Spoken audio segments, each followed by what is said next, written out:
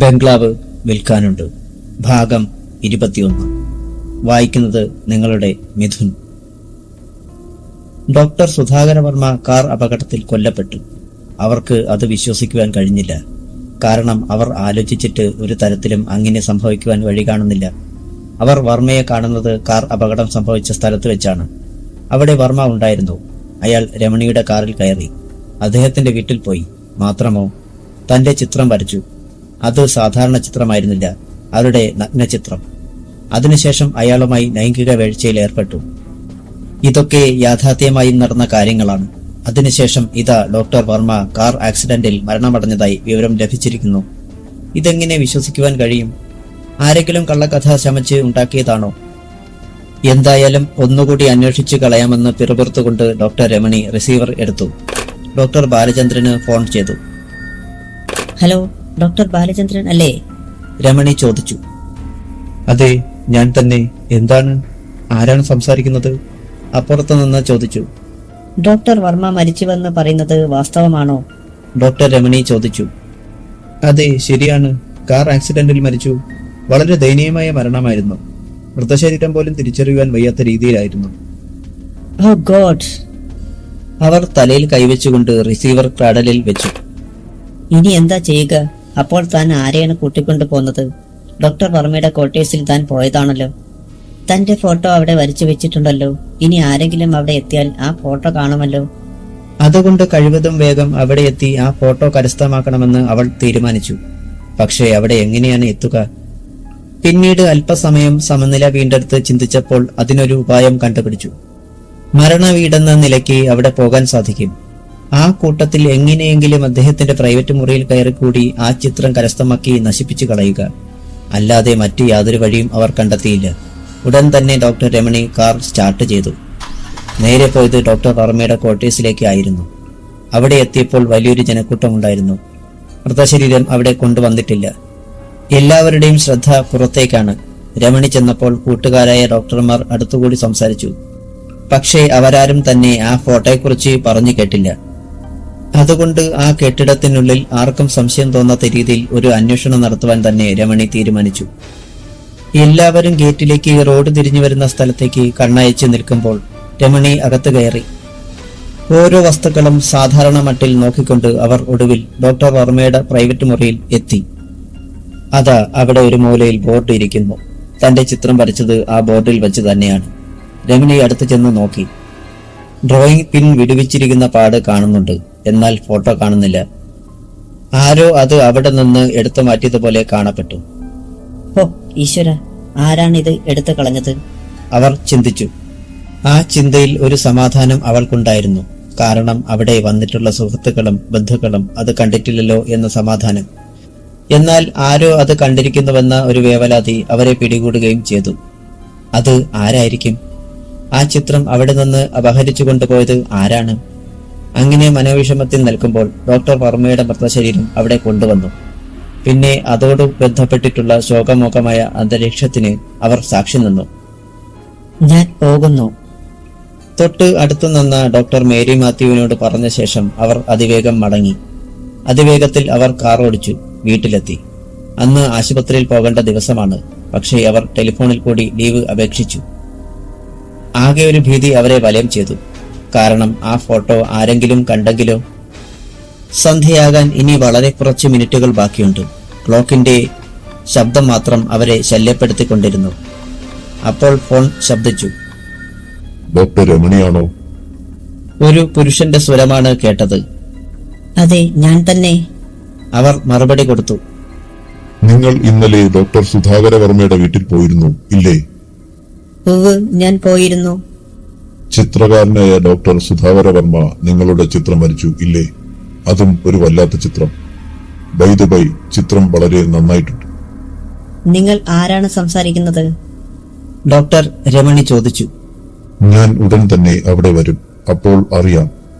Phone അപ്പുറത്ത് വെച്ചു കഴിഞ്ഞു. ഈശ്വര, വീണ്ടും പരീക്ഷണമോ? ആരായിരിക്കും അത്? ഏതായാലും തന്റെ ഫോട്ടോ ആ വിളിച്ച ആളുടെ കൈവശം ഉണ്ടെന്നുള്ളത് തീർച്ച. രമണി ഒരു വിധത്തിൽ സമാധാനിച്ചു. അധിക സമയം കഴിഞ്ഞില്ല. അപ്പോൾ ഒരു കാർ ഗേറ്റിനടുത്തായി ബ്രേക്കിട്ടു. ഡോക്ടർ രമണി ഇറങ്ങിച്ചെന്ന് ഗേറ്റ് തുറന്നു. കാർ അകത്തേക്ക് പ്രവേശിച്ചു. അവൾക്ക് അപരിചിതൻ ആയ ഒരാളാണ് കാറിനുള്ളിൽ ഉണ്ടായിരുന്നത്. അയാൾ കാറിൽ നിന്നിറങ്ങി. ആരാ, മനസ്സിലായില്ലല്ലോ? രമണി ഭവ്യതയോടെ ചോദിച്ചു. ഞാൻ doctor Ferguson, note medical history. അയാൾ പറഞ്ഞു. ഞാൻ വളരെയധികം കേട്ടിട്ടുണ്ട്. വരൂ, കണ്ടതിൽ വളരെയധികം സന്തോഷിക്കുന്നു. രമണി ഡോക്ടർ ഫർഗൂസണെ സ്വീകരിച്ചു. അവർ സ്വീകരണ മുറിയിൽ പ്രവേശിച്ചു. ഇരിക്കൂ, ഡോക്ടർ രമണി പറഞ്ഞു. ഡോക്ടർ ഫർഗൂസൺ സെറ്റിയിൽ ഇരുന്ന ശേഷം പോക്കറ്റിൽ കൈയിട്ട് ഒരു ചുരുട്ട് എടുത്ത് തീ കൊളുത്തി വലിച്ചു. അതിനുശേഷം കോട്ടിന്റെ ഉൾപോക്കറ്റിൽ നിന്നും ഒരു കടലാസ് എടുത്ത് ഡോക്ടർ രമണിയുടെ കയ്യിൽ കൊടുത്തു. പെട്ടെന്നുള്ള ആവേശത്താൽ ഡോക്ടർ രമണി ആ ഫോട്ടോ പെട്ടെന്ന് നിവർത്തി. തന്റെ നഗ്നചിത്രം. അവൾ അത് പെട്ടെന്ന് ചുരുട്ടിക്കളഞ്ഞു. അത് വളരെ നന്നായിരിക്കുന്നു. പിന്നെ അത് നശിപ്പിക്കരുത്. ഡോക്ടർ രമണി തല കുനിച്ച് കളഞ്ഞു.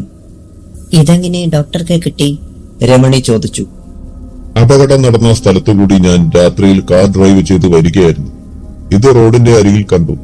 നിറം കണ്ട് ഞാൻ കയ്യിലെടുത്തു. രാവിലെ ഡോക്ടർ സുധാകര വർമ്മയുടെ മരണവാർത്ത അറിഞ്ഞപ്പോൾ കരുതി അയാളുടെ കയ്യിൽ നിന്ന് നഷ്ടപ്പെട്ടതാണെന്ന്. എന്നിട്ട്?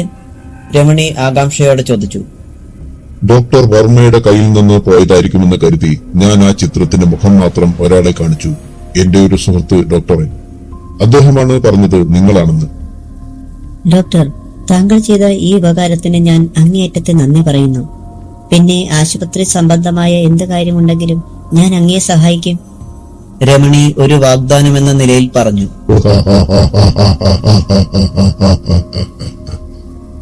ഫർഗൂസൺ ചിരിച്ചു. അങ്ങനെയുള്ള സഹായം എനിക്ക് ആവശ്യമില്ല. പിന്നെ ഞാൻ ആഗ്രഹിക്കുന്നത് എന്താണെന്നോ, വളരെ ന്യായമായ ഒരു കാര്യം മാത്രമാണ്. ഡോക്ടർ ഫർഗൂസൺ എണീറ്റ് തന്റെ കോട്ട് കഴിച്ച് സെറ്റിയുടെ ചാരിൽ തൂക്കിയിട്ടു. എന്താണ്, പറയൂ. എന്ത് ചെയ്യുവാനും ഞാൻ ഒരുക്കമാണ്.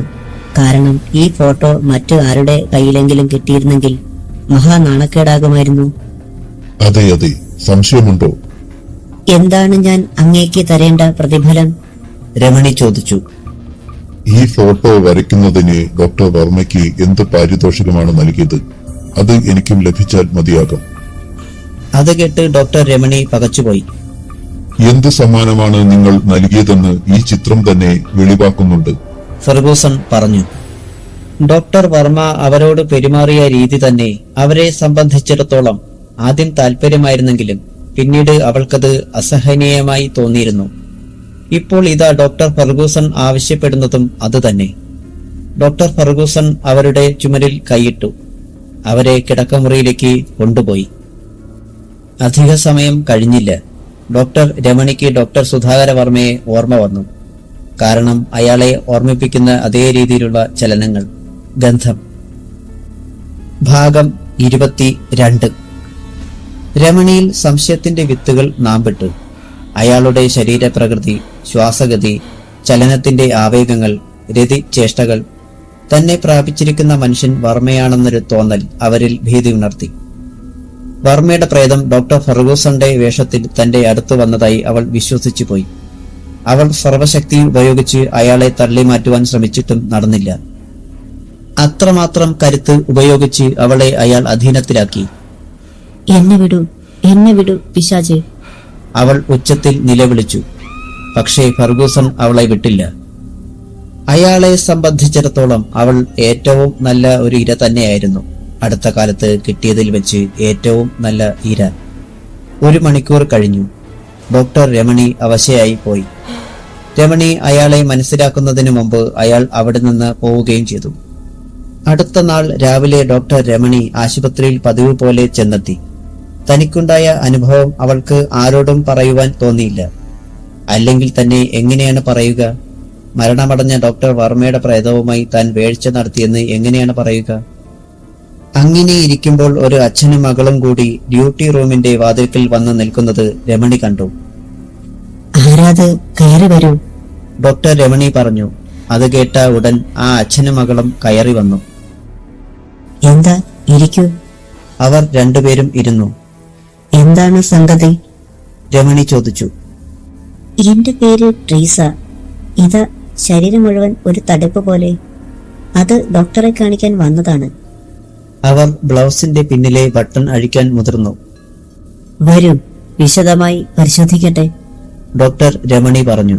അതനുസരിച്ച് ഡോക്ടർ രമണിയും ട്രീസയും അകത്തെ റൂമിലേക്ക് പോയി. ട്രീസയുടെ എല്ലാ വസ്ത്രങ്ങളും അഴിക്കാൻ ഡോക്ടർ രമണി പറഞ്ഞു. അതനുസരിച്ച് അവൾ വസ്ത്രങ്ങളെല്ലാം അഴിച്ചുവെച്ചു. രമണി ട്രീസയെ കട്ടിലിൽ കമിഴ്ത്തി കിടത്തി. എന്ത്? അത് ആരോ മാന്തിക്കേറിയതുപോലെ തോന്നുന്നുവല്ലോ. ഡോക്ടർ രമണി ചോദിച്ചു. ഡോക്ടർ, എന്താണെന്ന് എനിക്കറിഞ്ഞുകൂടാ. ട്രീസ ഒഴിഞ്ഞുമാറി സംസാരിച്ചു. അതൊന്നും എന്റെ അടുത്ത് വേണ്ട. ഞാനും നീ കണ്ടതുപോലെയുള്ള ചിത്രങ്ങളൊക്കെ കണ്ടിട്ടുണ്ട്. അതുകൂടി ആയപ്പോൾ അവൾക്ക് കാര്യം തുറന്നു പറയാതെ നിവർത്തിയില്ലാതായി. ഡോക്ടർ ഫെർഗൂസൺ പരീക്ഷയ്ക്ക് വരുന്ന ചോദ്യങ്ങൾ പറഞ്ഞുകൊടുത്തതും അത് വന്നതും പകരമായി അയാളുമായി ബന്ധപ്പെട്ടതും അവൾ വിശദമായി ഡോക്ടർ രമണിയെ പറഞ്ഞ് ധരിപ്പിച്ചു. എന്നിട്ട് ഇതുവരെയും ആരെയും കാണിച്ചില്ലേ? ഓവ്, ഞാൻ ഡോക്ടർ വർമ്മയെ കാണിച്ചു. അദ്ദേഹം രക്തം പരിശോധിക്കാമെന്നൊക്കെ പറഞ്ഞു. അത് എടുക്കുകയും ചെയ്തു. പിന്നീട് അദ്ദേഹത്തെ ഒട്ട് കാണാൻ കഴിഞ്ഞുമില്ല. ട്രീസ പറഞ്ഞ് കേൾപ്പിച്ചു. ഡോക്ടർ വർമ്മ ഒരു കാർ ആക്സിഡന്റിൽ മരിച്ചുപോയി. രമണി പറഞ്ഞു. അയ്യോ, അത് ഞാൻ അറിഞ്ഞതേയില്ല. അപ്പോൾ അതിന്റെ റിസൾട്ട് അറിയാനും കഴിയില്ലല്ലോ. അത് സാരമില്ല, നമുക്ക് പരിശോധിക്കാം, ഡോക്ടർ രമണി പറഞ്ഞു. ഉടൻ ഡോക്ടർ രമണി ട്രീസയെ ലാബോറട്ടറിയിൽ കൊണ്ടുപോയി അവളുടെ രക്തം പരിശോധനയ്ക്കായി എടുത്തു. ഉടൻ തന്നെ റിപ്പോർട്ട് തരണമെന്ന് പറഞ്ഞ ശേഷം പോരുകയും ചെയ്തു. ലാബോറട്ടറി ടെക്നീഷ്യൻ രക്തത്തിന്റെ സ്ലൈഡ് മൈക്രോസ്കോപ്പിൽ വെച്ച ശേഷം അത് നോക്കാൻ തുനിഞ്ഞപ്പോൾ അയാളുടെ കണ്ണുകൾക്ക് ഒരു മൂടൽ അനുഭവപ്പെട്ടതുപോലെ. നോക്കിയിട്ട് ഒന്നും തന്നെ കാണുന്നില്ല. എന്നാൽ കണ്ണ് ഒന്ന് കഴുകി വരാമെന്ന് കരുതി അയാൾ വാഷ് ബേസിന്റെ അടുത്തേക്ക് ചെന്ന് ടാപ്പിൽ തിരിച്ചു. പക്ഷേ പൈപ്പിൽ വെള്ളം ഇല്ലായിരുന്നു. ഛേ, ഇതെന്ത് കളി എന്ന് പറഞ്ഞുകൊണ്ട് അയാൾ തിരികെ വന്നുകൊണ്ട് ശുദ്ധജലം കുടിക്കാനായി വെച്ചിരുന്ന കുപ്പിയെടുത്ത് വാഷ് ബേസിന്റെ അടുത്ത് ചെന്നു. കയ്യിൽ വെള്ളം ഒഴിച്ചതും മുഖത്ത് കണ്ണുകളിൽ ഒഴിച്ചതും ഒപ്പമായിരുന്നു. അയ്യോ, ഓടിവായോ, എന്റെ കണ്ണു പോയേ, അയാൾ കിടന്ന് നിലവിളിച്ചു. അടുത്തുള്ളവർ ഓടിച്ചെന്നു. അയാളുടെ കയ്യിലിരുന്നത് വെള്ളത്തിന് പകരം സൾഫൂരിക് ആസിഡ് നിറച്ച കുപ്പിയായിരുന്നു. ഉടൻ വെള്ളം എടുക്കുവാൻ പലരും ഓടി. പൈപ്പിന് കേടായിരുന്നു. ആരോ അയാളെ എടുത്തുകൊണ്ട് പുറത്തേക്ക് ഓടി. ഇതിനിടയ്ക്ക് അയാൾ ഉപയോഗിച്ചിരുന്ന മൈക്രോസ്കോപ്പ് താഴെ വീണ് ഉടയുകയും ചെയ്തു.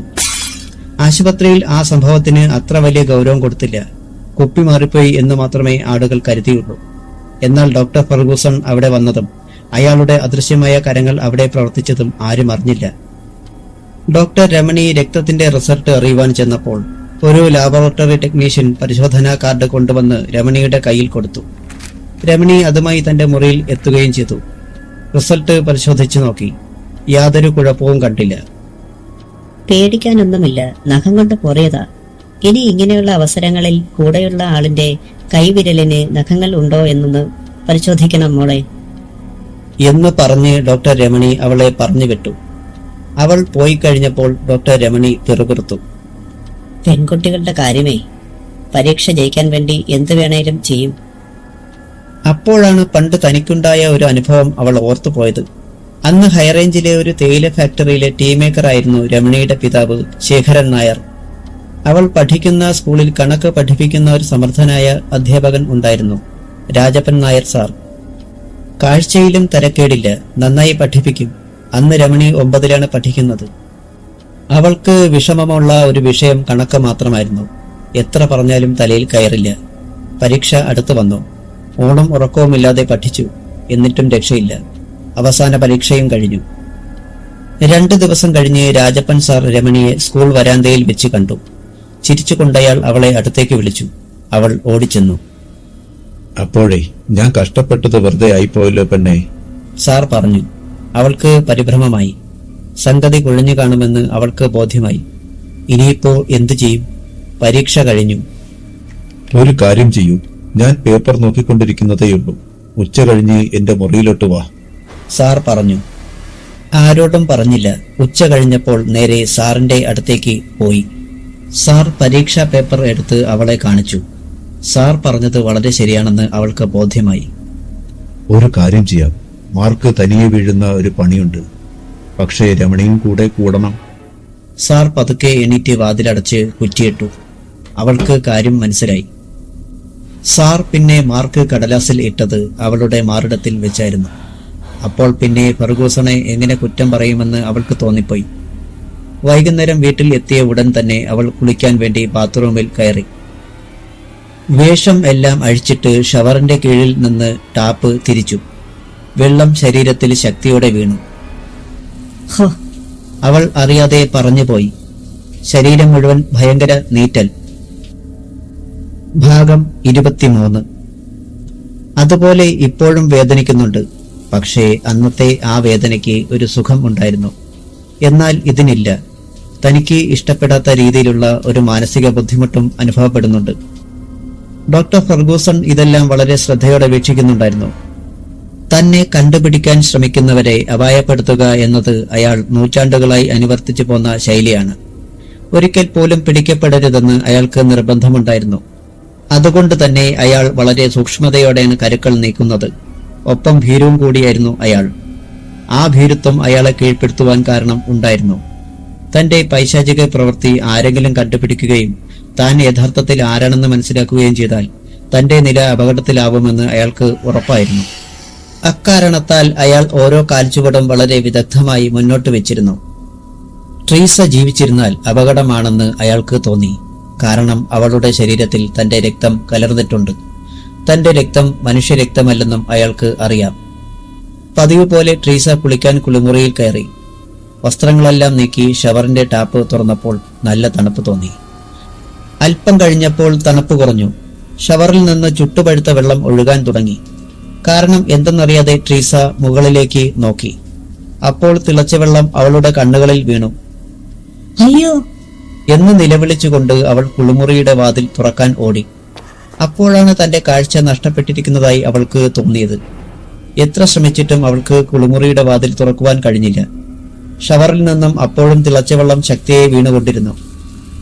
സമയം കടന്നുപോയി. ട്രീസയുടെ അമ്മ കുളിമുറിയുടെ വാതിൽക്കൽ വന്നിട്ട് തട്ടി വിളിച്ചിട്ടും മറുപടി കിട്ടാതെ വന്നപ്പോൾ അമ്മ ഓടിച്ചെന്ന് അപ്പനെ വിളിച്ചുകൊണ്ട് വന്നു. അപ്പൻ കുറെ സമയം വിളിച്ചിട്ടും അകത്തുനിന്ന് യാതൊരു ശബ്ദവും കേട്ടില്ല. അയാൾ വാതിൽ ചവിട്ടിപ്പൊളിച്ചു. അയാൾ ഞെട്ടിത്തെറിച്ചുപോയി. അതാ കിടക്കുന്നു മകൾ ട്രീസ. തന്റെ മകൾ തിളച്ച വെള്ളത്തിൽ വീണ് ശരീരത്തിലെ തൊലി മുഴുവൻ ഇളകി വെന്തു മരിച്ചു കിടക്കുന്നതാണ് അവർ കണ്ടത്. ഡോക്ടർ ഫെർഗൂസൺ കോളേജിൽ പ്രശസ്തനായി കഴിഞ്ഞിരുന്നു. അയാളുടെ ക്ലാസുകൾ കുട്ടികൾ സംഭവം നേരിട്ട് കാണുന്ന അനുഭവത്തോടെ ശ്രദ്ധിച്ചിരുന്നു. അതിൽ ഏറ്റവും വലിയ അത്ഭുതമായി പരിണമിച്ചിരുന്നത് അയാളുടെ ചോദ്യങ്ങളുടെ സെലക്ഷൻ ആയിരുന്നു. അയാൾ പറഞ്ഞു കൊടുക്കുന്ന ചോദ്യങ്ങൾ യഥാർത്ഥ ചോദ്യക്കടലാസിന്റെ തനി പകർപ്പ് പോലെ ആയിരുന്നു. അത് മറ്റു അധ്യാപകരെയും അമ്പരപ്പിച്ചു കളഞ്ഞു. ഒരിക്കൽ അവരിൽ ചിലർ ഒരാളുടെ മുറിയിൽ കൂടിയിരുന്ന് സംസാരിക്കുകയായിരുന്നു. കേട്ടോ ജോൺ സാർ, എനിക്ക് ആ ഡോക്ടർ ഫെർഗൂസനെ സംശയമുണ്ട്. കോളേജിലെ സുവോളജി പ്രൊഫസർ ജെയിംസ് പറഞ്ഞു. എന്തോന്നാണ് ജെയിംസ് സാറിന്റെ സംശയം? രവീന്ദ്രൻ സാർ ചോദിച്ചു. അദ്ദേഹം കണക്കിന്റെ ലെക്ചറർ ആണ്. കണക്ക് ആണ് വിഷയമെങ്കിലും രവീന്ദ്രൻ അതിൽ മാത്രം ഒതുങ്ങി നിന്നിരുന്നില്ല. എല്ലാ വിഷയങ്ങളും അദ്ദേഹത്തിന് ഇഷ്ടമാണ്. അക്കൂട്ടത്തിൽ ആരും അറിയാത്ത ഒരു വിഷയം കൂടി അദ്ദേഹം തനിയെ പഠിച്ചു വന്നിരുന്നു. അമാനുഷിക ശക്തികളെക്കുറിച്ചുള്ള പഠനം ആയിരുന്നു അത്. ശാസ്ത്രത്തിനും യുക്തിക്കും അതീതമായ പല സംഭവങ്ങളും ഈ ലോകത്തിൽ നടക്കുന്നുണ്ടെന്ന് രവീന്ദ്രൻ വിശ്വസിച്ചിരുന്നു. അതിനുള്ള തെളിവുകളും അദ്ദേഹത്തിന് ഉണ്ടായിരുന്നു. കാരണം ഇതായിരുന്നു: ചില പ്രത്യേക സമയങ്ങളിൽ ചിലരെക്കുറിച്ച് ചിന്തിക്കുമ്പോൾ ഒന്നുകിൽ അയാൾ ഉടൻ സ്ഥലത്തെത്തുക, അല്ലെങ്കിൽ അവർക്ക് എന്തെങ്കിലും അപകടം സംഭവിക്കുക.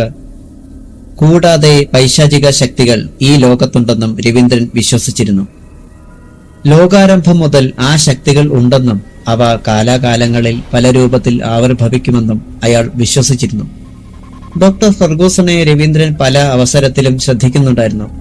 അയാളുടെ ഓരോ നീക്കങ്ങളും രവീന്ദ്രൻ അയാൾ അറിയാതെ തന്നെ നിരീക്ഷണം നടത്തിക്കൊണ്ടിരുന്നു. ജെയിംസ് സാർ എല്ലാവരെയും നോക്കി. അതിനുശേഷം തുടർന്നു. ആ ഫെർഗൂസൺ വന്നതു മുതൽ കോളേജിൽ അയാളെക്കുറിച്ച് മാത്രമാണ് സംസാരം. അതുപോലെ എന്നെ അത്ഭുതപ്പെടുത്തിയ ഒരു കാര്യം ഉണ്ട്. ജെയിംസ് പറഞ്ഞു വരുന്നത് വളരെ ജിജ്ഞാസയുളവാക്കുന്ന എന്തോ സംഗതിയാണെന്ന് എല്ലാവർക്കും തോന്നി. കാരണം ജെയിംസ് ആവശ്യമില്ലാതെ സംസാരിക്കുന്ന ആളല്ല. എന്തെങ്കിലും പറഞ്ഞാൽ അതിൽ കാര്യമുണ്ടായിരിക്കും. എന്താണെന്ന് പറയൂ ജെയിംസ് സാർ. രവീന്ദ്രൻ ചോദിച്ചു. ഈ കഴിഞ്ഞ ദിവസം അയാൾ ഇംഗ്ലണ്ടിന്റെ ആരംഭകാലത്തെക്കുറിച്ച് ക്ലാസ് എടുക്കുന്നത് ഞാൻ കേട്ടു. ആംഗ്ലോ സാക്സൺ രാജാക്കന്മാരുടെ യുദ്ധവും അതിന്റെ രീതികളും, വാളും കുന്തവും ഉപയോഗിച്ച് യുദ്ധം ചെയ്യുന്ന വിധങ്ങൾ, അതൊക്കെ നേരിൽ കാണുന്നത് പോലെയാണ് അയാൾ പഠിപ്പിച്ചത്. അതിലെന്താണ് ഇത്ര അത്ഭുതം തോന്നിയത്? രവീന്ദ്രൻ സാർ തിരക്കി. അതൊക്കെ പറയുമ്പോൾ അയാളുടെ മുഖം ഒന്ന് കാണേണ്ടതാണ്. ആ കണ്ണുകൾ ചുവന്നു വരും. ജെയിംസ് സാർ പറയുന്നത് കേട്ടാൽ ഡോക്ടർ ഫെർഗൂസൺ പണ്ട്, അതായത് വളരെ പണ്ട്, ആംഗ്ലോ സാക്സൺ ചക്രവർത്തിയുടെ കാലത്ത് ഇംഗ്ലണ്ടിൽ ജീവിച്ചിരുന്നു എന്നാണോ? രവീന്ദ്രൻ സംശയം നിറഞ്ഞ കണ്ണുകളോടെ ചോദിച്ചു. എന്ന് ചോദിച്ചാൽ ഞാൻ എന്താണ് മറുപടി പറയുക? ജെയിംസ് തന്റെ തലമുടികൾക്കിടയിലൂടെ വിരൽ ഓടിച്ചുകൊണ്ടിരുന്നു. ജെയിംസിന്റെ ആ വിശദീകരണം അവിടെ കൂടിയിരുന്ന 4 പേരിലും ചിന്താക്കുഴപ്പം ഉണ്ടാക്കി. അത്രയും സമയം സംസാരിക്കാതിരുന്ന ഒരാൾ ഉണ്ടായിരുന്നു, അലക്സാണ്ടർ സാർ. അദ്ദേഹം നിശബ്ദനായി ഇരിക്കുകയായിരുന്നു. അലക്സിന് ഉണ്ടായ ചില അനുഭവങ്ങൾ ആയിരുന്നു ആ നിശബ്ദതയ്ക്ക് കാരണം. ഒരിക്കൽ അലക്സ് ഡോക്ടർ ഫെർഗൂസൺ താമസിക്കുന്ന കെട്ടിടത്തിൽ യാദൃച്ഛികമായി കടന്നു ചെന്നു. കാരണം ആ കെട്ടിടത്തിന് അല്പം അകലെ വെച്ച് മോട്ടോർ സൈക്കിൾ കേടായി. അറിയാവുന്ന പല പണികൾ നോക്കിയിട്ടും മോട്ടോർ സൈക്കിൾ അനങ്ങാതെ വന്നപ്പോൾ അലക്സ് ഫെർഗൂസന്റെ ക്വാർട്ടേഴ്സിലേക്ക് നടന്നു. അവിടെ എത്തിയപ്പോൾ ഡോക്ടർ ഫെർഗൂസൺ ക്വാർട്ടേഴ്സിന്റെ പുറത്ത് ജനലിന്റെ അരികിൽ നിൽക്കുകയായിരുന്നു. അയാൾ ക്വാർട്ടേഴ്സിന്റെ മുന്നിലേക്ക് വരട്ടെ എന്ന് കരുതി അലക്സ് വാതിൽക്കൽ തന്നെ നിന്നു. കുറെ സമയം നിന്നിട്ടും കാണാത്തതുകൊണ്ട് അലക്സ് ക്വാർട്ടേഴ്സിന് ചുറ്റും നടന്നു. അവിടെയൊന്നും അയാളെ കണ്ടില്ല. പുറകിൽ വാതിൽ ഇല്ലാത്ത ക്വാർട്ടേഴ്സ് ആയിരുന്നു അത്. ഏതിനും സംശയം തീർക്കാൻ വേണ്ടി അലക്സ് കോളിംഗ് ബെല്ലിന്റെ സ്വിച്ചിൽ വിരൽ അമർത്തി. നിമിഷങ്ങൾ വേണ്ടിവന്നില്ല വാതിൽ തുറക്കാൻ.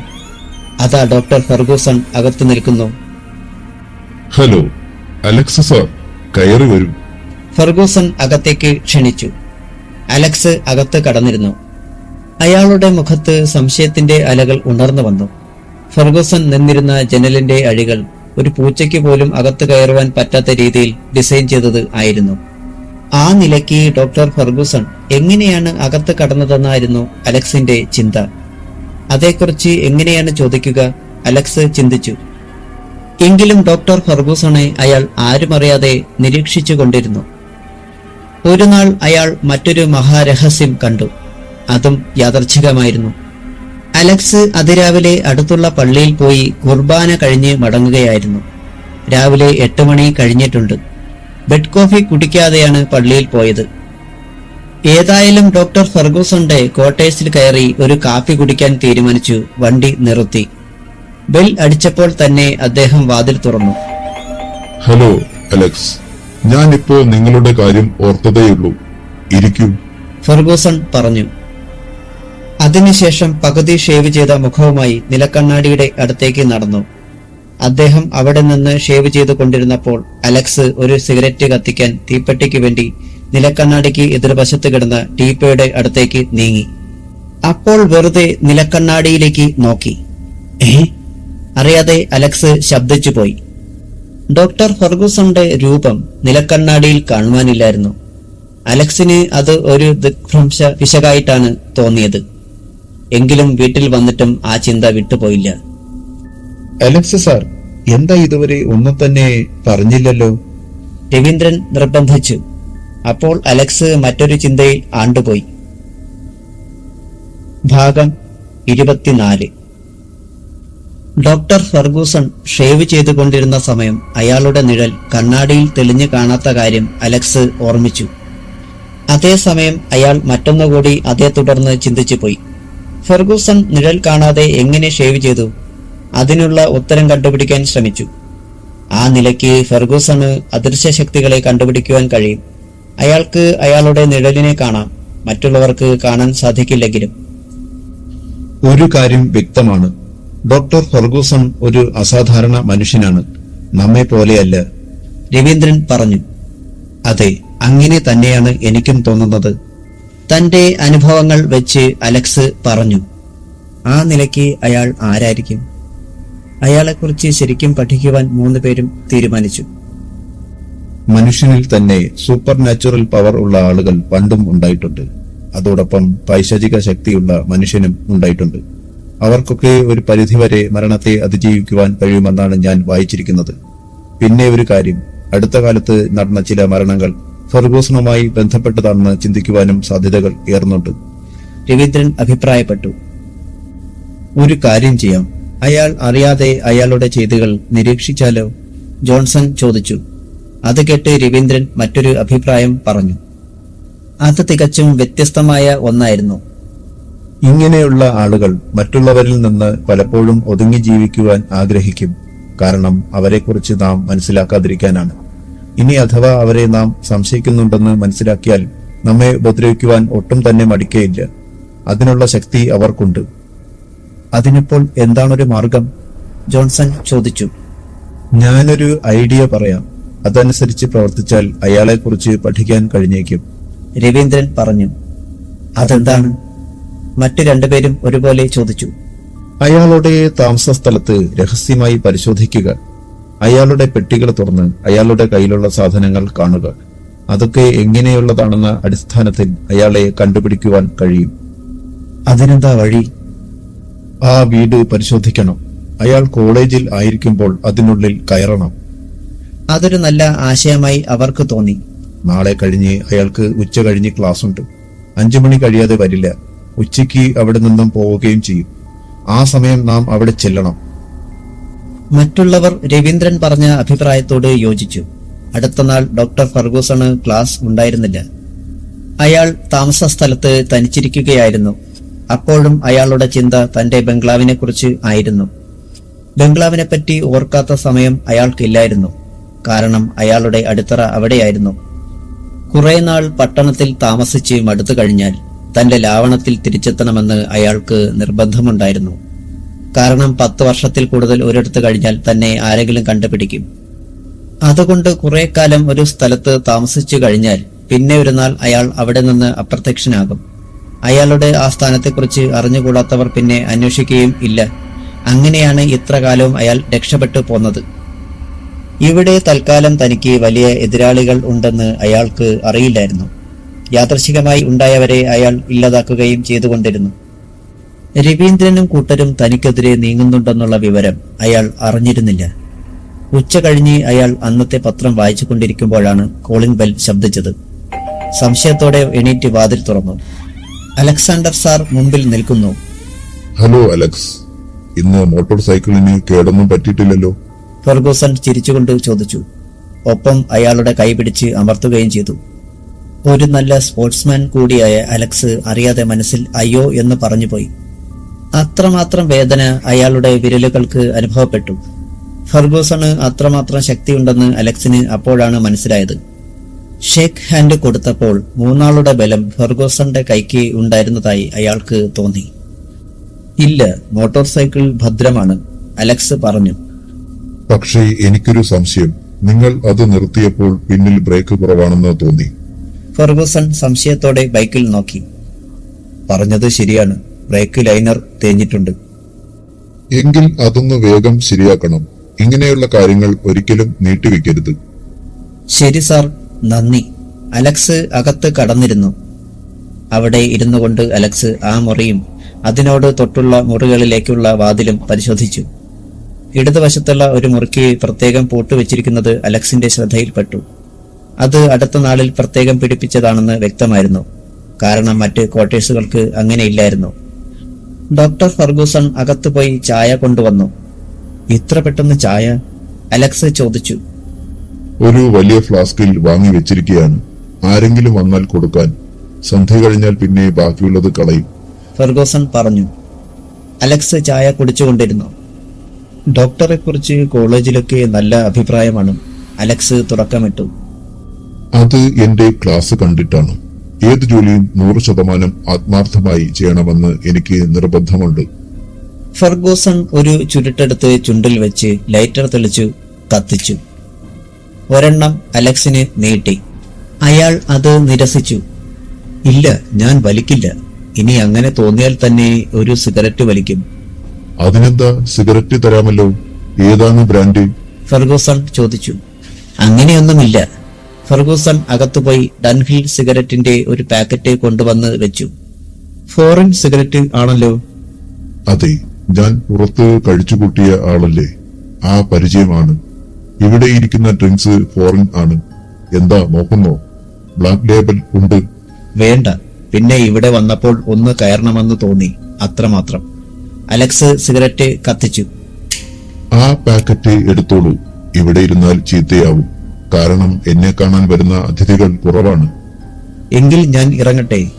അലക്സ് എണീറ്റു. ഡോക്ടർ ഫർഗൂസൺ അലക്സിനെ ഗേറ്റ് വരെ അനുഗമിച്ചു. ഇവൻ ഇത് രണ്ടാം വരവാണ്. തിരികെ നടക്കുമ്പോൾ ഫർഗൂസൺ പിറുപിറുത്തു. അലക്സ് തിരികെ എത്തിയത് സ്നേഹിതന്മാരുടെ അടുത്തേക്കാണ്. ഡോക്ടർ ഫർഗൂസന്റെ വീട്ടിലെ വിവരം അവരെ ധരിപ്പിച്ചു. ഒരു താടിന് പ്രത്യേകതയുണ്ട് അല്ലേ? അത് തുറക്കണം. ആ കാര്യം ഞാൻ ഏറ്റു, രവീന്ദ്രൻ പറഞ്ഞു. അടുത്ത നാൾ അവർ ഒന്നിച്ച് അവധിയെടുക്കുവാൻ തീരുമാനിച്ചു. ഡോക്ടർ ഫർഗൂസൺ ക്വാർട്ടേഴ്സ് പൂട്ടി കോളേജിലേക്ക് യാത്ര തിരിച്ച് അല്പം കഴിഞ്ഞ് രവീന്ദ്രനും കൂട്ടരും അവിടെ എത്തിച്ചേർന്നു. മോട്ടോർ സൈക്കിളുകൾ വളരെ അകലെയുള്ള ഒരു വർക്ക്ഷോപ്പിൽ അറ്റകുറ്റപ്പണികൾക്കായി കൊടുത്തിട്ടാണ് അവർ പോയത്. രവീന്ദ്രൻ തന്റെ കയ്യിലുള്ള താക്കോൽ കൂട്ടത്തിൽ ഒന്നെടുത്ത് ക്വാർട്ടേഴ്സ് തുറന്നു. ആദ്യത്തെ നടപടി വിജയിച്ചതിൽ അവർക്ക് സന്തോഷമായി. അകത്ത് കടന്ന ഉടൻ തന്നെ വാതിൽ അടച്ചു. ദാ ആ കാണുന്നതാണ്. അലക്സ് പുതിയ താഴ് ചൂണ്ടിക്കാണിച്ചു. ഇത് ഈയിടെ വാങ്ങിയതാണ്, നോക്കട്ടെ. രവീന്ദ്രൻ താക്കോൽ കൂട്ടത്തിൽ നിന്ന് ഒരു വളഞ്ഞ കമ്പിയെടുത്തു. ഈ താക്കോലൊക്കെ എന്തിനാണ്? ജോൺസൺ ചോദിച്ചു. ഞാൻ ചില തുറക്കാത്ത പെട്ടികൾ തുറക്കാറുണ്ട്. പഴയ വീടുകളിൽ ചെല്ലുമ്പോൾ അതൊക്കെ കാണും. അതിനുള്ളിൽ ആയിരിക്കും ചില താളിയോല ഗ്രന്ഥങ്ങൾ. വളഞ്ഞ കമ്പി ഉപയോഗിച്ച് രവീന്ദ്രൻ താഴ് തുറന്നു. വാതിൽ തുറന്ന് അകത്ത് കയറി. ആ മുറിയിൽ പ്രത്യേകിച്ച് ഒന്നും തന്നെ ഉണ്ടായിരുന്നില്ല. ഒരു കിടക്കമുറിയായിരുന്നു അത്. എന്നാൽ അത് ഉപയോഗിക്കുന്നില്ലായിരുന്നു. കട്ടിലിന്റെ അടിയിൽ ഒരു പഴയ തുകൽപ്പെട്ടി ഇരിക്കുന്നത് അവരുടെ കണ്ണിൽ പെട്ടു. വളരെ പഴക്കമുള്ള ഒരു പെട്ടിയായിരുന്നു അത്. രവീന്ദ്രൻ ആ പെട്ടി അടുത്തേക്ക് നീക്കിവെച്ചു. ഇത് നമുക്ക് തുറന്നാൽ അയാളെക്കുറിച്ചുള്ള വിവരങ്ങൾ അറിയാൻ കഴിയും. രവീന്ദ്രൻ ആ വലിയ തുകൽപ്പെട്ടി എടുത്ത് മുന്നിൽ വെച്ചു. ഭാഗം 25. തുറന്ന തുകൽപ്പെട്ടിയിൽ ഉണ്ടായിരുന്നത് ഒരു ഡയറി മാത്രമായിരുന്നു. ബംഗ്ലാവിൽ നിന്ന് പുറപ്പെട്ടത് മുതൽ ഇന്നുവരെയുണ്ടായ എല്ലാ കാര്യങ്ങളും അതിൽ രേഖപ്പെടുത്തിയിരുന്നു. അലക്സ് സംഭവങ്ങളുടെ വിശദീകരണം നടത്തി. എല്ലാവർക്കും എല്ലാം പകൽ പോലെ വ്യക്തമായി തീർന്നു. ഉടൻ തന്നെ ആൻഡ്രൂസ് അച്ഛനുമായി ബന്ധപ്പെടുവാനും ബംഗ്ലാവിലേക്ക് തിരിക്കുവാനും അവർ നിശ്ചയിച്ചു. ബംഗ്ലാവിൽ എത്തിയ അവർ കല്ലറകൾ നിറഞ്ഞ വശത്ത് എത്തി. അവിടെ അതാ ഒരു വലിയ കല്ലറ. അലക്സ് ആ കല്ലറയിൽ അത്ഭുതത്തോടെ നോക്കി നിന്നു.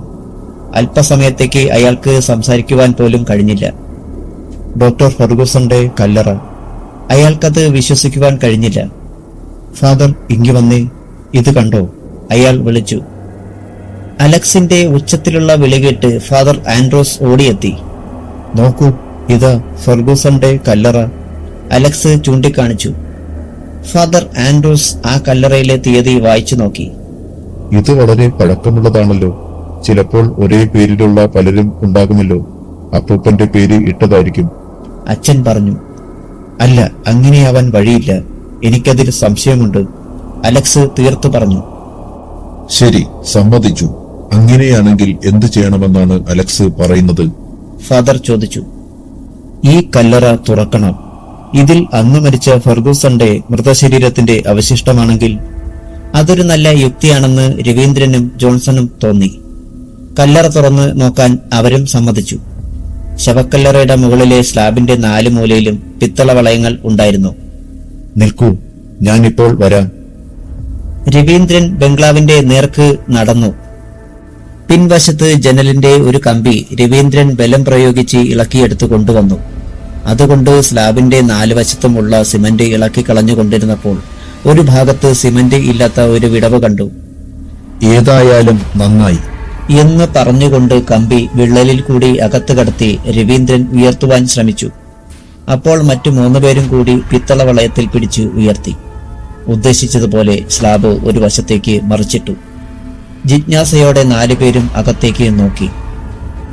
വീട്ടികൊണ്ട് ചിത്രപ്പണികൾ ചെയ്ത് പിത്തള മൊട്ടുകളും ഗൗളി, ചിലന്തി, ഞണ്ട് മുതലായ ജന്തുക്കളെ പിടിപ്പിച്ച ഒരു ശവപ്പെട്ടി ആയിരുന്നത്. ഇതൊന്ന് തുറക്കാം. എന്നായി അലക്സ്. താഴേക്ക് കുനിഞ്ഞ് പെട്ടിയുടെ മൂടിയിൽ പിടിച്ചു. പെട്ടിയുടെ മൂടി തുറക്കാൻ പറ്റുന്ന തരത്തിൽ കൈപ്പിടി ഉണ്ടായിരുന്നു. അലക്സ് പെട്ടിയുടെ മൂടി ഒരു വശത്തേക്ക് തുറന്നു. ഏ? എല്ലാവരും ഒരേ സ്വരത്തിൽ പറഞ്ഞു. My God. അതിനുള്ളിൽ യാതൊന്നും ഉണ്ടായിരുന്നില്ല. ചുവന്ന വെൽവെറ്റ് വിരിപ്പ് വിരിച്ച ഒരു തലയണ അതിനുള്ളിൽ ഉണ്ടായിരുന്നു. എന്തു പറയുന്നു? അലക്സ് ചോദിച്ചു. അപ്പോൾ അയാൾ തന്നെയാണ്, യാതൊരു സംശയവുമില്ല. ഇനി അടുത്ത നടപടി നോക്കിയാൽ മതി. രവീന്ദ്രൻ പറഞ്ഞു. പക്ഷേ അയാളെ നാം എങ്ങനെയാണ് നേരിടുക? ഇത്രയും നാൾ മരണത്തെ അതിജീവിച്ച ഒരാളെ എങ്ങനെ അഭിമുഖീകരിക്കും? ജോൺസൺ ചോദിച്ചു. മാർഗമുണ്ടാക്കാം. അലക്സ് റോസ്മേരി ജേക്കബിന്റെ കല്ലറയിലേക്ക് നോക്കി. അതിനുശേഷം എന്തോ പറയാൻ ഭാവിച്ച ശേഷം വേണ്ടെന്ന് വെച്ചു. തിരികെ അവർ ബംഗ്ലാവിൽ വന്നു. അടുത്ത നടപടികളെക്കുറിച്ച് ആലോചിച്ചു. പകൽ സമയം വിശ്രമിക്കാനും രാത്രിയിൽ ഉണർന്നിരിക്കുവാനും അവർ തീരുമാനമെടുത്തു. ഭക്ഷണം കഴിച്ച് എല്ലാവരും കിടന്നു. ഉച്ച കഴിഞ്ഞു. ക്ലോക്കിൽ മണി 2 അടിച്ചു. അലക്സ് പതുക്കെ എണീറ്റു.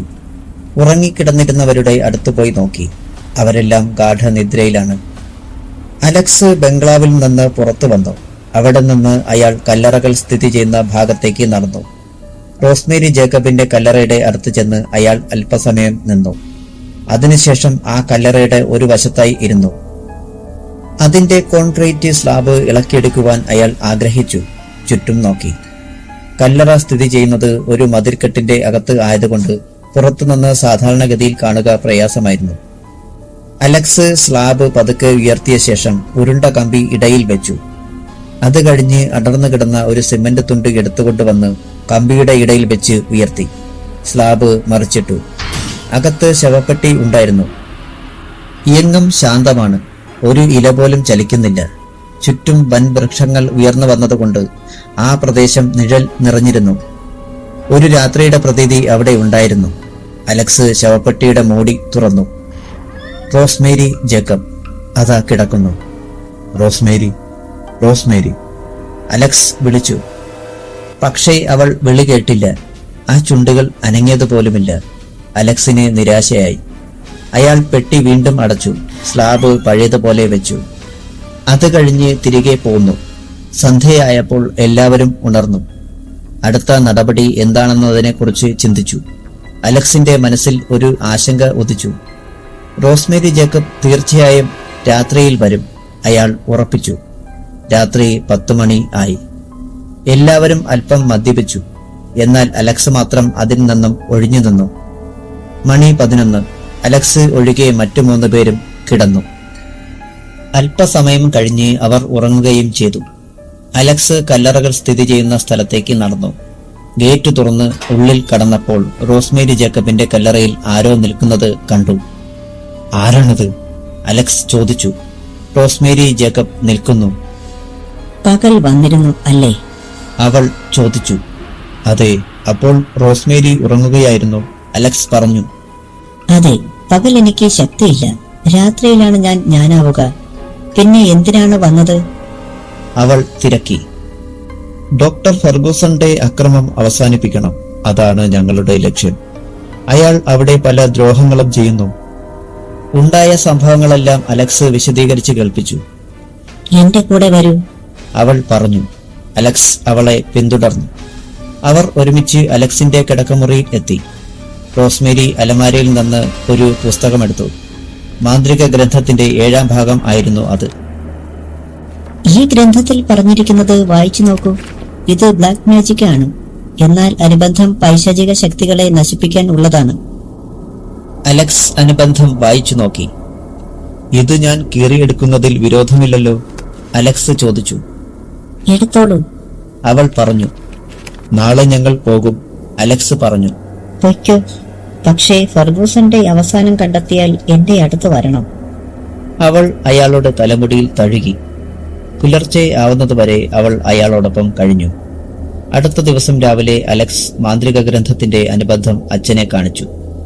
ഫാദർ ആൻഡ്രൂസ് ആ പേജുകൾ അതീവ ശ്രദ്ധയോടെ വായിച്ചു.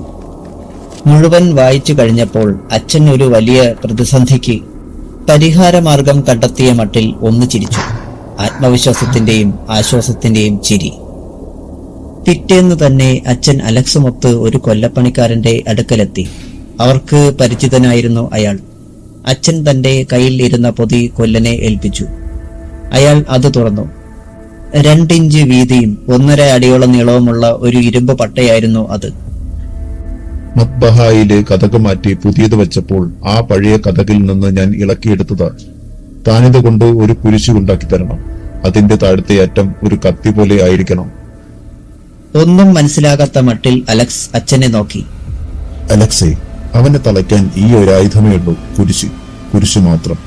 കഴിഞ്ഞ 100ഓളം വർഷങ്ങളായി ആ മക്ബഹായിൽ നടന്ന മുഴുവൻ തിരുകർമ്മങ്ങൾക്കും സാക്ഷിയ ഈ ലോഹ കഷ്ണം. അത് വെറും ഒരു ലോഹ കഷണമല്ല. അവിടെ നടന്ന മുഴുവൻ പ്രാർത്ഥനകളുടെയും ശബ്ദ തരംഗങ്ങൾ അതിൽ സ്പർശിച്ച് കടന്നു പോയിട്ടുണ്ട്. പരസഹസ്ര പ്രാർത്ഥനകൾ അനേകം പുരോഹിതന്മാരുടെ കണ്ഠങ്ങളിൽ നിന്ന്. അലക്സ് അത്ഭുതത്തോടെ അച്ഛനെ നോക്കി. ഏതാനും മണിക്കൂറുകൾ കൊണ്ട് അച്ഛൻ പറഞ്ഞതനുസരിച്ചുള്ള ഒരു കുരിശ് നിർമ്മിച്ചു നൽകി. അച്ഛൻ അതുമായി പള്ളിയിലേക്ക് മടങ്ങും മുമ്പ് അച്ഛൻ പറഞ്ഞു, അടുത്ത വെള്ളിയാഴ്ച രാത്രിയിൽ നമുക്കവനെ നേരിടാം. അന്ന് അമാവാസിയാണ്. അവന് ശക്തി ഏറി നിൽക്കുമ്പോഴാണ് അവനെ വധിക്കേണ്ടത്. കാത്തിരുന്ന വെള്ളിയാഴ്ച എത്തി. അലക്സും രവീന്ദ്രനും ജോൺസണും രാത്രി വളരെ വൈകി ഫെർഗൂസന്റെ മടയിലെത്തി. അയാൾ ഇരുകൈകളും നീട്ടി സഹപ്രവർത്തകരെ സ്വീകരിച്ചു. കോളേജ് വിശേഷങ്ങൾ പങ്കുവച്ചു. ഫെർഗൂസന്റെ ക്ലാസിനെപ്പറ്റി, രക്ഷകർത്താക്കൾക്കിടയിലും കുട്ടികൾക്കിടയിലുമുള്ള മതിപ്പിനെപ്പറ്റി, അങ്ങനെ പലതും. വളരെ രസത്തോടെ അയാൾ അത് കേട്ടിരുന്നു. രാവിന് കനം വയ്ക്കുന്തോറും അയാൾ കൂടുതൽ ഊർജ്ജസ്വലനായി. അജ്ഞാതമായ ഏതോ രാപക്ഷികളുടെ കരച്ചിൽ ശബ്ദം അവിടെവിടെയായി കേട്ടു. അവരുടെ സംസാരം പല വിഷയങ്ങളെ സ്പർശിച്ച് കടന്നുപോയിക്കൊണ്ടിരുന്നു. പെട്ടെന്ന് വാതിലിൽ ആരോ മുട്ടി. രവീന്ദ്രനാണ് കതക് തുറന്നത്. മുൻ നിശ്ചയപ്രകാരം ഫാദർ ആൻഡ്രൂസ് കടന്നു വന്നു. ലോഹ അണിഞ്ഞിരുന്നില്ല. കറുത്ത പാൻസും കറുത്ത ഫുൾ സ്ലീവ് ഷർട്ടുമായിരുന്നു. കേട്ടോ ഡോക്ടർ ഫെർഗൂസൺ, ഇത് ഞങ്ങളുടെ സ്നേഹിതൻ ആൻഡ്രൂസ്. രവീന്ദ്രൻ പരിചയപ്പെടുത്തി. മനഃപൂർവ്വം ഫാദർ എന്ന വാക്ക് ഒഴിവാക്കി. ഹസ്തദാനം ചെയ്യാൻ ഫെർഗൂസൺ മുന്നോട്ടാഞ്ഞു. പെട്ടെന്ന് അയാൾ അസ്വസ്ഥനായി. പിന്നോക്കം പോന്നു. നീട്ടിയ കൈ അങ്ങനെ തന്നെ പിടിച്ചിരുന്നു. ഹലോ ഡോക്ടർ, നിന്റെ ബംഗ്ലാവും ശവക്കല്ലറയും ഞങ്ങൾ കണ്ടു. ഫെർഗൂസൺ, ജനനം 13/9/1210, മരണം 13/12/1270. ഗംഭീരമായിരിക്കുന്നു. 13 കൊണ്ടൊരു കളിയാണല്ലോടാ. ഒരു മുഖവുരയും ഇല്ലാതെ അലക്സ് പറഞ്ഞു. ഫെർഗൂസൺ അലറി. ഒപ്പം അലക്സിനെ പൊക്കിയെടുത്ത് ഭിത്തിയെ ലക്ഷ്യമാക്കി എറിഞ്ഞു. തികഞ്ഞ ഒരഭ്യാസിയെ പോലെ ശരീരം വെട്ടിച്ച് ഭിത്തിയിൽ കൈയും കാലും ഊന്നി പിന്നോക്കം മറിഞ്ഞ് അലക്സ് തറയിൽ നിന്നു. അടുത്ത നിമിഷം ജോൺസൺ കുതിച്ചു ചാടി അയാളുടെ നെഞ്ചിൽ ഇരുകാലുകളും ഉയർത്തിച്ചവിട്ടി. അയാൾ ഏതാനും ചുവടുകൾ പിന്നോട്ടു പോയി. പെട്ടെന്ന് വെട്ടിത്തിരിഞ്ഞ് അലർച്ചയോടെ അയാൾ ജോൺസന്റെ നേർക്ക് പാഞ്ഞെടുത്തു. ഇതിനിടെ ഫാദർ ആൻഡ്രൂസ് തന്റെ കയ്യിലിരുന്ന കുരിശ് രവീന്ദ്രന് കൈമാറി. കുരിശ് കണ്ടതും ഫെർഗൂസൺ അലറി പിന്നോക്കം മാറി. അടുത്ത നിമിഷം രവീന്ദ്രൻ അയാളുടെ നെഞ്ചിനെ ലക്ഷ്യമാക്കി കുരിശുമായി ചാടി. കുരിശിന്റെ കൂർത്ത വശം അയാളുടെ നെഞ്ചിൽ കുത്തിയിറക്കി. ആ മുറിയെ ആകെ വിറകൊള്ളിക്കുന്ന അലർച്ചയോടെ ഫെർഗൂസൺ നിലം പതിച്ചു. പച്ച നിറത്തിലുള്ള കൊഴുത്തു ദുർഗന്ധം വമിക്കുന്ന ദ്രാവകം അവിടെ പതഞ്ഞൊഴുകി. ആ ദ്രാവകത്തിൽ കിടന്ന് അയാൾ പിടഞ്ഞു. അയാളുടെ തുറന്ന വായിലേക്ക് അച്ഛൻ വാഴ്ത്തിയ ഓസ്തി വെച്ചതും അയാൾ നീലജ്വാലയായതും ഒരുമിച്ചായിരുന്നു. അവന്റെ ഒന്നും അവശേഷിക്കാൻ പാടില്ല. ഇത് പറഞ്ഞുകൊണ്ട് ജോൺസൺ അകത്തേക്കോടി. ആ വലിയ തോൽപ്പെട്ടി വലിച്ചുകൊണ്ടുവന്നു അയാളുടെ നെഞ്ചിലേക്ക് ഇട്ടു. മുഴുവൻ കത്തിയമർന്നു. നീലയും പച്ചയും കലർന്ന പുകയായി ഫെർഗൂസൺ അന്തരീക്ഷത്തിൽ ലയിച്ചു. ഒന്നും അവശേഷിച്ചില്ല, ചാരം പോലും. ഇതൊരു ദുസ്വപ്നമായിരുന്നു. ആരോടെന്നില്ലാതെ അലക്സ് ചോദിച്ചു. താഴെ കിടന്ന കുരിശ് ഇരു കൈകളിലും എടുത്തുകൊണ്ട് ഫാദർ ആൻഡ്രൂസ് പറഞ്ഞു, അല്ല, അതൊരു യാഥാർത്ഥ്യമായിരുന്നു. ബംഗ്ലാവ് വിൽക്കാനുണ്ട് എന്ന കഥ ഇവിടെ അവസാനിക്കുന്നു. എല്ലാ കൂട്ടുകാർക്കും എന്റെ ഹൃദയം നിറഞ്ഞ നന്ദി. ഞാൻ നിങ്ങളുടെ മിഥുൻ മോഹൻ. അടുത്ത പുതിയ കഥയുമായി ഞാൻ വരുന്നതായിരിക്കും. എല്ലാവരും ഇതുവരെ ചെയ്ത സപ്പോർട്ടിന് ഒരുപാട് നന്ദി. Channel like, share and subscribe ചെയ്യാൻ മറക്കരുത്. രാത്രികളിൽ കഥകൾ വന്ന് വിളിക്കും. ഞാൻ ആരെയും ഉണർത്താതെ മേശവിളക്കിന്റെ വെളിച്ചത്തിൽ കഥയിലേക്ക് പോകും. അതൊരു വല്ലാത്ത യാത്രയാണ്. പലപ്പോഴും ജീവിതവും അങ്ങനെ തന്നെ.